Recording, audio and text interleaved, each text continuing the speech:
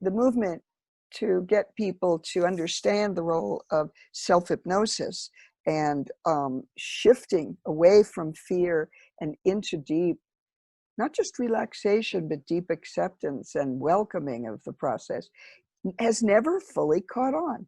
And we have a 33% national cesarean rate, and many people find their hospital, if they check, has a rate of 60 to 80, and in some cases 90%, with usually the nurse midwives in the hospital having much lower rates of cesarean. But in other words, everybody knows somebody who's had a cesarean, and somebody who they think whose baby was absolutely saved by modern medicine, even though the truth is, the factual truth, that we could safely have 60 to 80% of all births take place either in a freestanding birth center or in a home.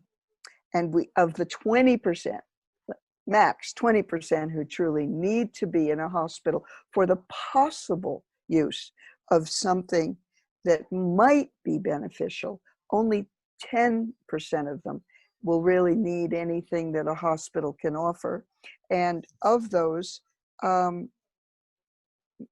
many of those interventions could be done outside the hospital anyway. So we have a system that's designed for profit, and it's unregulated. And unfortunately, women aren't educated in this, and the result is trauma, trauma, trauma, trauma, trauma to the baby, trauma to the process, trauma to the woman, trauma to the family. And it's only recently that we've actually named what women experience and what babies are going through when they go through this process. Before there wasn't really a name, right, for it, and it wasn't acknowledged that women had experiences that maybe they needed to recover from, or to heal before they had another child, or just to heal, to go forward with life. Well, the notion that post-traumatic stress could happen to women in birth and babies, and therefore also to the partner or father, was unheard of. And yes, that's absolutely true. So I got equally interested in the issue of preventing trauma and healing trauma early in life. And I'm part of a group called the Alliance for Transforming the Lives of Children, which is ATLC.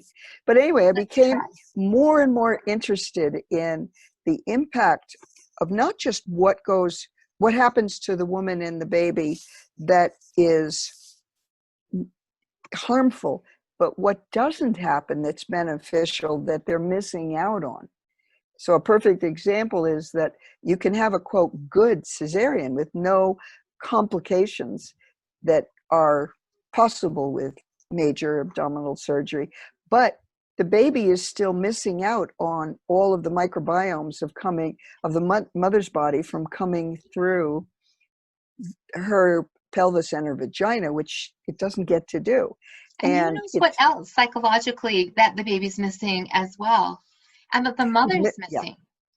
That's right. And the baby needs labor. The contractions of labor, the squeezing and letting go, actually stimulate the central nervous system and wake that baby's body up and prepare it to take what is supposed to be a completely unmedicated first breath when it looks at the world and goes, ah, this huge inhalation, and the heart opens and the baby sees this incredible vision of, hopefully, the parents' faces and not just a sterile delivery room and a doctor in a mask and a gown across from the baby. So yeah, it's what we miss when we do intervention, as well as what are the complications and implications of intervention. So trauma is a huge piece.